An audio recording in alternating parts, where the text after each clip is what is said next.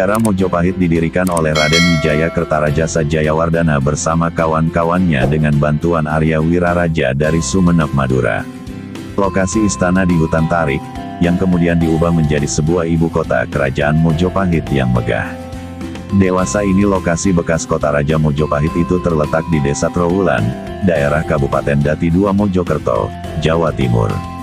Dalam perkembangan selanjutnya kerajaan Mojopahit mengalami masa keemasan pada masa Prabu Hayam Wuruk Sri Rajasa Negara tahun 1350 sampai tahun 1389 dengan Patih Hamangkubumi Gajah Mada. Pada masa Prabu Rajasa Negara itu wilayah kerajaan Majapahit meliputi seluruh Nusantara. Daerah-daerah di Jawa, seluruhnya tunduk di bawah keperabuan Mojopahit. Teknik penguasaan daerah dilakukan dengan teknik perkawinan politik, perang, atau penempatan salah seorang anggota keluarganya di daerah Lasem, Tuban dan sekitarnya.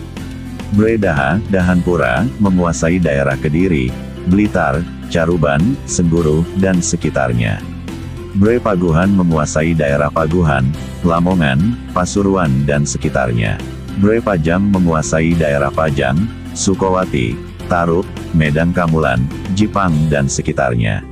Dengan demikian daerah atau Kabupaten Grobogan menjadi daerah yang penting pada masa Mojopahit. Ketika sinar kekuasaan keperabuan Mojopahit mulai suram, daerah-daerah keluarga raja tersebut mulai banyak yang memisahkan diri dari pusat kerajaan.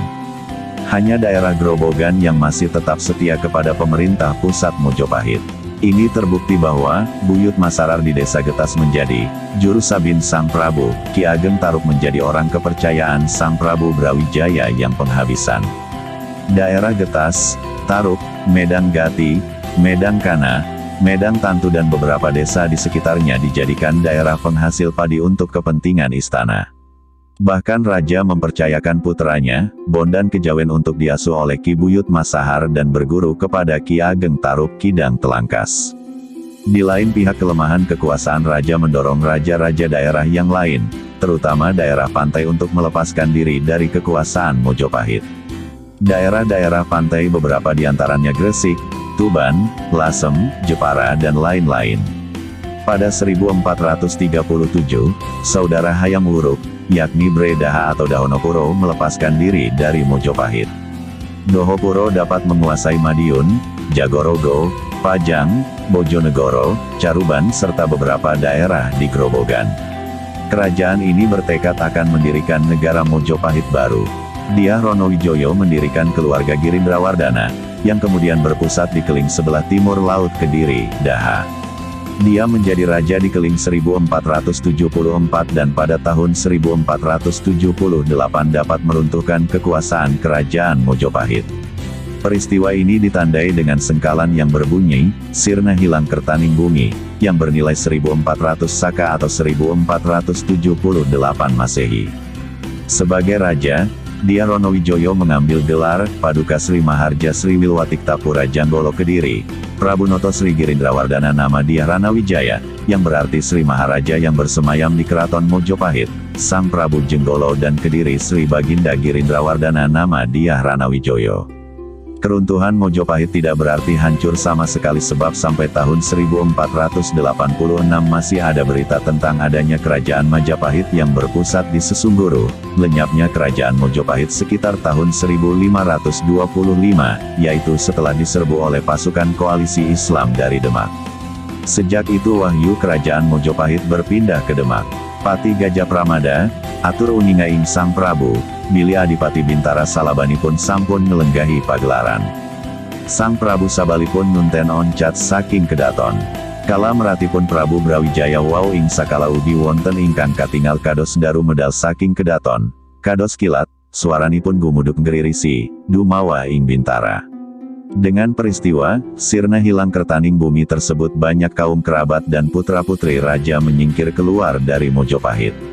Sebagian menyingkir ke sekitar Gunung Lawu. Di sini membangun Candi Sukuh dan Ceto sebagai pernyataan penyerahan diri kepada Tuhannya. Putra-putra Prabu Brawijaya, ada yang sampai di Ponorogo dan mengangkat diri sebagai raja dan gelarnya Batara Katong Ponorogo. Sedang yang lain bernama Raden Guntur atau Raden Gugur menyingkir ke Gunung Lawu, dan biasa disebut Sunan Lawu. Sedang yang lain lagi mengungsi ke daerah Selo, Taruk, Getas dan Pajang. Perlu diketahui bahwa Prabu Brawijaya Penghabisan mempunyai beberapa orang istri, yaitu 1. Endang Sasmitapura atau Endang Sasmitawati, seorang puteri raksasa, berputera Jakadila atau Aryadila atau Arya Damar, diangkat menjadi bupati di Palembang. 2. Puteri Cinaliem Kim Nio, yang ketika sedang mengandung, diterima kakek, kepada Arya Damar.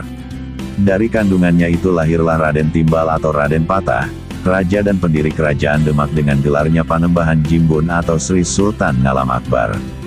Raja ini telah menganut agama Islam dan berpusat di Bintara Demak dan mendapatkan dukungan kuat dari para wali songo. 3. Putri Drarawati, berputra-puteri yang dikawinkan dengan Raden Jaka Sengara, putra Ki Bajul Sengara, Raja Buaya. Jaka Sengara mendapatkan hadiah puteri tersebut karena dia dapat mengalahkan pemberontak Menak Dali Petak dari Blambangan.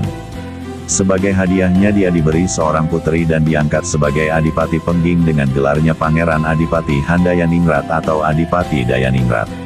Adipati Dayaningrat berputra Ki Kebo Kanigara dan Ki Kebo Kenanga. Ki Kebo Kenanga berputra Mas Karebet atau Jaka Tingkir atau Sultan Hadiwijaya, pendiri Kesultanan Demak di Pajang. 4 Puteri Wandan Kuning, berputra Bondan Kejawen atau Lembu Peteng atau Ki Ageng Taruk II. Bondan Kejawen kawin dengan Nawangsi, putri Ki Ageng Tarupi dengan Dewi Nawang Wulan. Perkawinan Lembu Peteng dengan Nawangsi berputra Ki Ageng Enis berputra Ki Ageng Pemanahan berputra Sutawijaya atau Mas Ngabehi Loring Pasar atau Panembahan Senapati, raja pertama kerajaan Mataram. Dari silsilah tersebut ternyata, bahwa dari daerah Grobogan Getas, setelah lahirlah tokoh-tokoh yang menjadi nenek moyang raja-raja Demak, Pajang, dan Mataram. Maka tidaklah aneh apabila raja-raja Surakarta dan Yogyakarta menaruh perhatian besar terhadap daerah Grobogan, khususnya daerah yang dahulu menjadi milik kerabat Sela. Hal ini terbukti pula bahwa pada ketentuan Perjanjian Giyanti 1755 daerah Grobogan masuk ke daerah Kesultanan Yogyakarta. Sampai sekarang makam Ki Ageng Sela di Desa Sela masih dalam pengawasan dan pemeliharaan Kesultanan Yogyakarta. Sementara Keperabuan Mojopahit mengalami disintegrasi, dinasti Girindrawardana dapat merebut tahta kerajaan pada tahun 1486 Masehi. Raja dari dinasti ini bernama Paduka Sri Maharaja Sri Wilwatiktapura Jenggolo Kadiri Prabu Nata Sri Girindrawardana. Nama dia Ronowijoyo, nama ini berarti Sri Maharaja yang bersemayam di Keraton Mojopahit. Sang Prabu Jenggolo Kadiri Sri Baginda Girindrawardana nama dia Ronowijoyo. Walaupun pada tahun 1486 itu Mojopahit masih ada rajanya, namun mereka sudah tidak mampu lagi mengembalikan masa kejayaan Mojopahit seperti pada masa pemerintahan Prabu Hayam Wuruk. Hal ini disebabkan, di samping ada beberapa daerah yang memerdekakan diri, juga pada masa itu agama Islam telah melebarkan sayap pengaruhnya di Jawa. Tokoh-tokoh seperti Ki Buyut Masarar, Ki Ageng Taruk, Raden Rahmat di Ampel, Putri Campa adalah tokoh-tokoh Islam yang sudah mulai memasuki istana. Kota-kota di pantai utara Jawa sudah banyak yang masuk Islam, misalnya, Giri, Gresik, Ampel, Leran, Lasem, Jaratan, Tuban, Sidayu, Bintoro, dan sebagainya. Kota-kota ini tidak mau lagi mengabdi kepada Raja Mojopahit yang beragama Hindu. Dalam keadaan disintegrasi masyarakat inilah, maka para guru agama Islam berperanan penting dalam penyebaran agama Islam itu. Mereka itu adalah para wali dan di Jawa terkenal adanya, Wali Songo. Secara bertahap Islam mulai memasuki daerah pedalaman, wilayah Mojopahit. Agama ini berkembang dengan baik di daerah-daerah perdikan, misalnya, di Sela, Taruk, Getas, Talpitu, Jenar, Banyubiru, Tingkir, Penggingrang dan lain-lain. Daerah-daerah Ki Buyut dan Ki Ageng merupakan mandala perguruan Islam yang animistis. Dari daerah-daerah itulah berkembang agama Islam kejawen. Guru dan murid-muridnya kemudian menjadi tokoh-tokoh penting pada masa Pajang dan Mataram. Di samping daerah tersebut menjadi daerah Demak dan kemudian daerah Pajang, termasuk di dalamnya adalah daerah-daerah Jipang, Tuban, Jepara, Juanan, Kudus, Cengkalsewu, Grobogan dan lain-lain. Dari kenyataan di atas, jelas bahwa Kabupaten Grobogan sekarang ini sebagian terbesar termasuk wilayah kekuasaan Demak dan kemudian Pajang.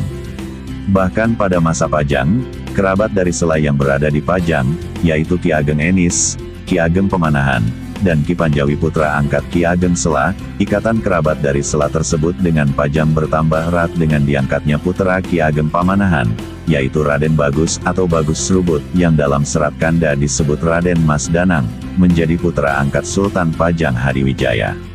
Putra angkat itu diberi nama Sutowijoyo, dan karena tempat tinggalnya di sebelah utara Pasar Pajang maka disebut Mas Ngabehi Loring Pasar. Pengangkatan ini dimaksudkan sebagai lanjaran, agar Sultan segera memperoleh putra sendiri dari permaisuri.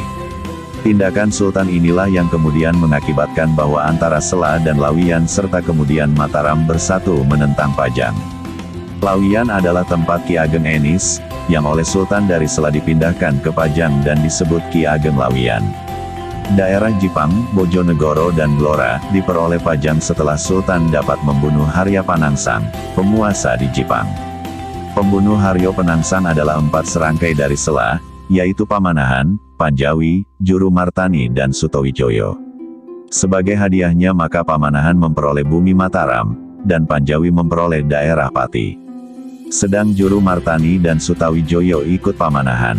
Juru Martani menjadi Pati Sultan dan nantinya menjadi Pati Senopati, Sutowijoyo, di Mataram dengan gelarnya Adipati Mandaraka. Daerah lain yang juga dibawa pengaruh Pajang adalah Kalinyamat atau daerah Prawata, yang dengan sukarela oleh Ratu Kalinyamat diserahkan ke Sultan Pajang yang dapat membunuh musuh utamanya, Harya Panangsang.